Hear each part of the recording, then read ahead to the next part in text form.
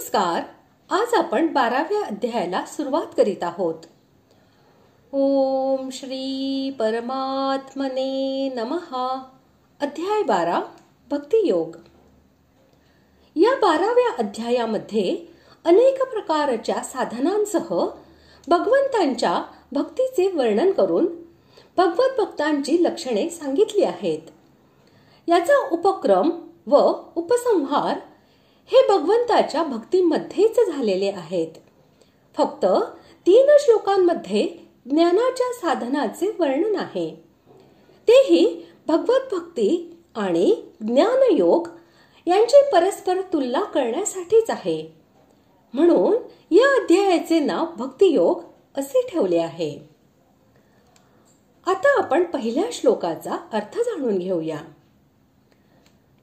अर्जुनाच्या मनात अशी जिज्ञासा निर्माण झाली की निर्गुण निराकार ब्रह्माची आणि सगुण साकार भगवंतांची उपासना करणाऱ्या दोन्ही प्रकारच्या उपासकांमध्ये उत्तम उपासक कोण, म्हणून अर्जुन विचारित आहे.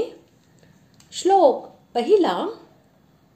अर्जुन उवाच एवं सततयुक्ता ये भक्तास्त्वां पर्युपासते ये चाप्यक्षरमव्यक्तं तेषां के योगवित्तमाः.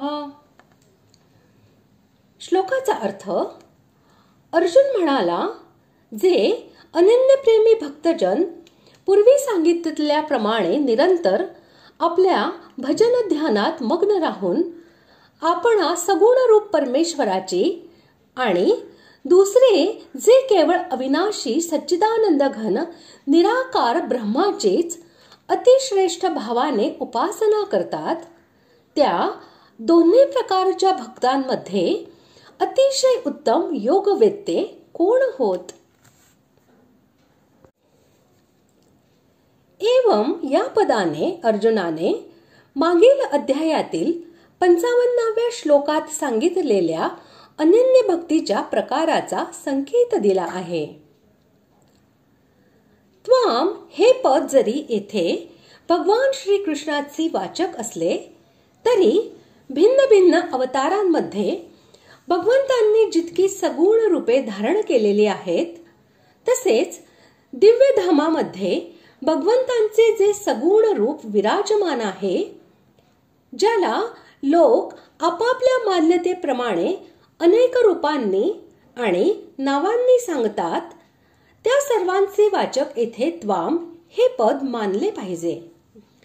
कारण ती सर्व भगवान श्रीकृष्णाची अभिन्न रूपे आहेत. त्या सगुण भगवंतांचे निरंतर चिंतन करीत परमश्रद्धेने व प्रेमपूर्वक निष्काम भावनेने सर्व इंद्रिये त्याच्या सेवेला लावणे, हेच निरंतर भजन ध्यानामध्ये लागून राहून त्याची श्रेष्ठ उपासना करणे होय.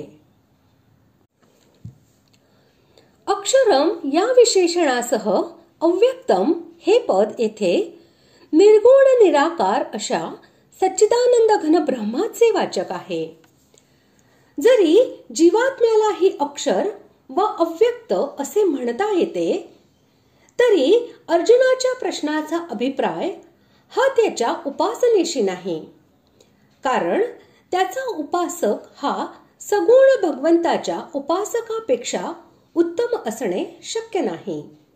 आणि पूर्वीच्या प्रसंगात कुठेही भगवंतांनी त्याच्या उपासनेचे विधानही केलेले नाही.